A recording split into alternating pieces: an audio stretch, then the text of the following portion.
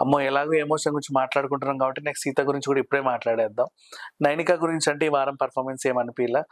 అందుకే ఆమె క్లాన్ తీసేసారు. సీత గురించి మాట్లాడుకుంటే ఫస్ట్ సీత బొమ్మ గురించే మాట్లాడాలి. 5 ఏళ్ళు రిలేషన్‌లో ఉన్నా, బ్రేకప్ అయ్యి చచ్చింది.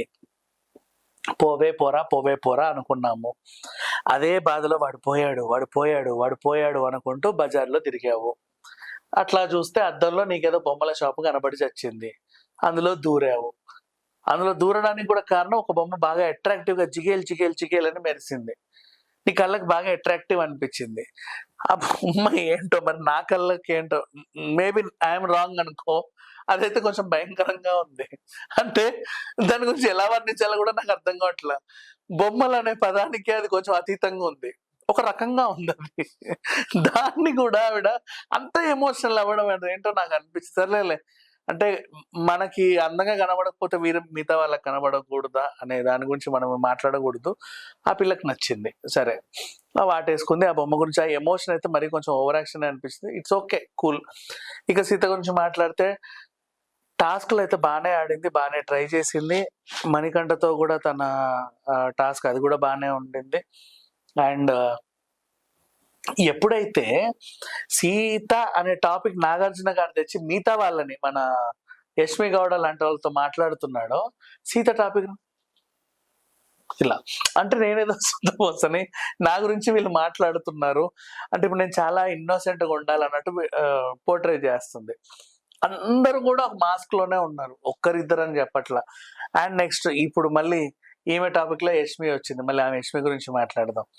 యష్మి గౌడ ఆహ్, ఎట్లా చెప్పనసలు ఈ పిల్ల గురించి? సరే తనొక ఫేక్ అని నేనంట. ఎట్లా చెప్పనా? ఫస్ట్ నుంచి తీసుకొస్తా యష్మిని. ఇప్పుడు ఫేక్ అంటే 2 వారాల్లో ఇప్పుడెట్లా ఫేక్ అంటున్నావు అనకూడదు. ఫస్ట్ యష్మి గౌడ హౌస్‌లోకి ఎంటర్ అయినప్పుడు నాకు బిర్యానీ అంటే పిచ్చ పిచ్చగా ఇష్టం సార్. అసలు బిర్యానీ లేనిదే నేను బతకలేను. బిర్యానీ అంటేనే నేను, నేనంటేనే బిర్యానీ అని చెప్పింది. నాగార్జున గారు చూసి అవునా సరేలే. నీ కళ్ళకి గంతలు కట్టి నీకు 5 రకాల బిర్యానీలు పెడతాను. ఏది ఏ బిర్యానీయో చెప్పు అనింది.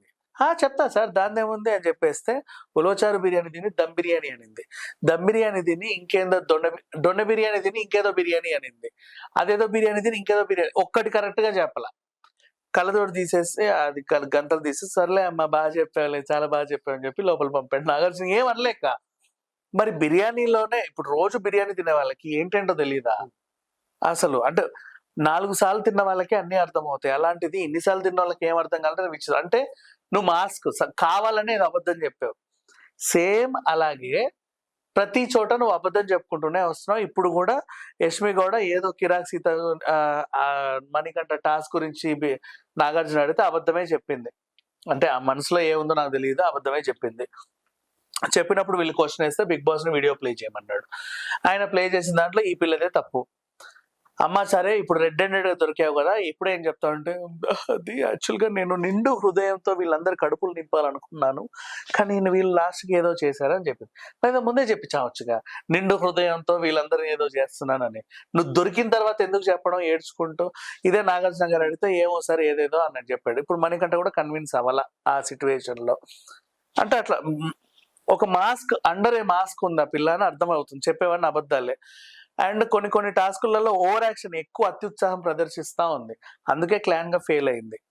అండ్ నెక్స్ట్ సిట్యుయేషన్ శేఖర్ భాష గురించి మాట్లాడుకుందాం. ఇకపోతే శేఖర్ భాష ఈ వీక్ నిజంగా చెప్పాలంటే మనకొచ్చిన వార్త ప్రకారంగా ఈరోజు మనం సాటర్‌డే మాట్లాడుకుంటున్నాం. Already Saturday and Sunday shoot complete అయిపోయింది.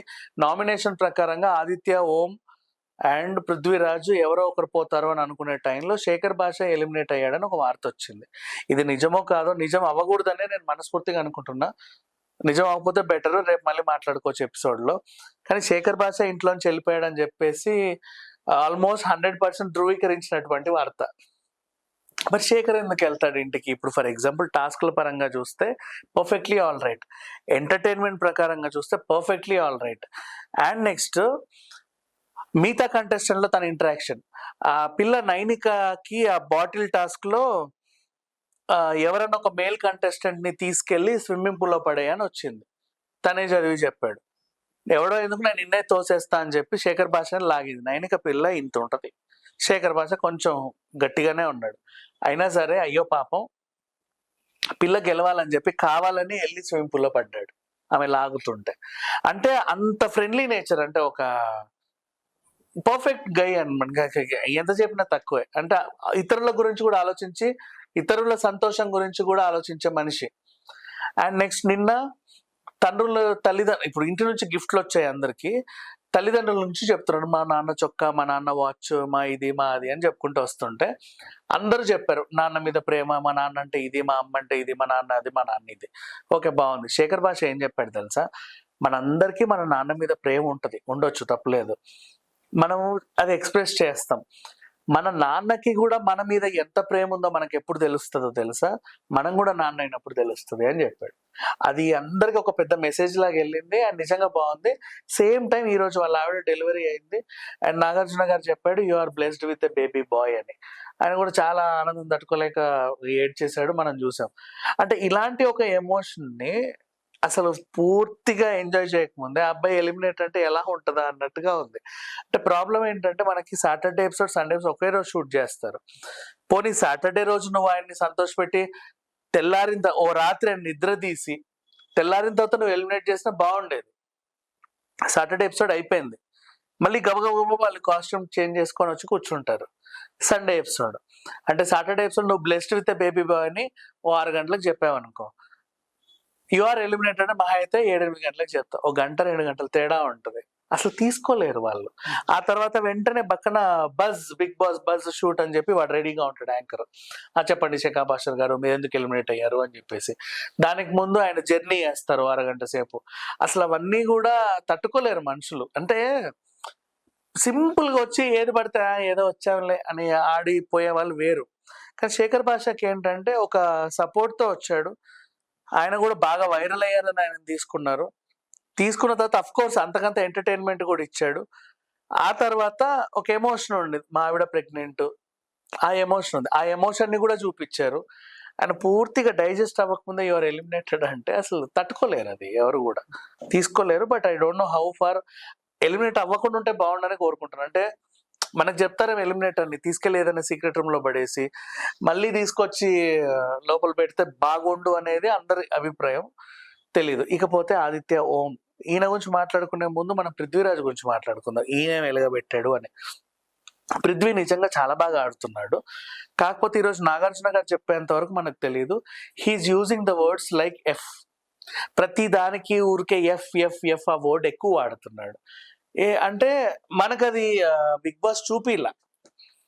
టాస్క్‌ల పరంగా హి ఈస్ స్ట్రాంగ్. వాడికి హెయిర్ అంటే ఇష్టం. రకరకాల జడలు గిడలు యేసుకుంటున్నాడు. అన్ని రకాలు బానే ఉన్నాడు. నిన్నటి సాక్స్ టాస్క్‌లో గూడా అంటే వాడు ఔట్ అవ్వలా. అన్‌ఎక్స్‌పెక్టెడ్ తెలియకుండా అత్యుత్సాహంతో 2 అడుగు ఇట్లా వచ్చేసరికి ఆ లైన్ దాటాల్సొచ్చింది. సో, తను ఔట్ అయ్యాడు.